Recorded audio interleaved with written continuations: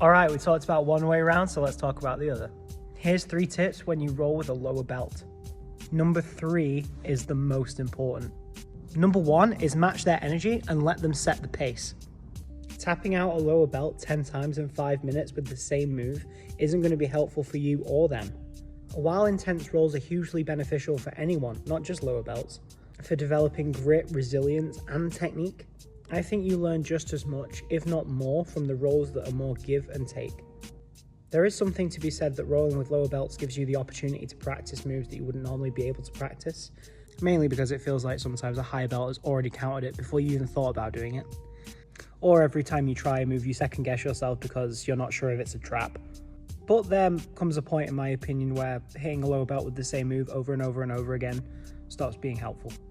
So sometimes speak their language, allow them to play with the techniques that they want to play with, and only use the strength and intensity that they use with you. And that, of course, leads me to number 2. Allow yourself to be in the disadvantageous positions. Most submissions are countered early.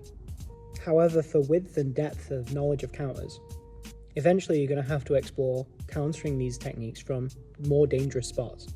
So you could counter a submission early doors and then be done with it, or you can explore dangerous spots with lower belts much more deeply because there's less fear on your part for, worrying about being submitted straight away.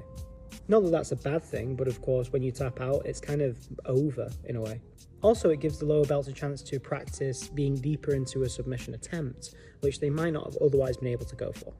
Win-win, I say. Number 3 is build them up. Don't knock them down. If we want to get better at jiu-jitsu, we need to have a variety of training partners, and most people leave because they feel like they're not good enough. Allow them small wins. Teach them the moves that you're hitting them with. Teach them counters. We are only as good as our best training partners, which means I should be trying to build up my training partners as much as possible because it makes me better. So help your lower belt celebrate the little wins that they achieve. Think back to when you were at their level and think about how you would want to be treated by upper belts. And yes, while there is benefit to controlled suffering, there is also just as much benefit, if not more so, for their jiu-jitsu towards exploration. Give them a chance to move and give them a pat on the back when they do. A little bit of support goes a long way, and it could mean the difference between someone sticking around and someone quitting. Be the type of person that people want to stick around on the mat for. Don't be the person that pushes them away.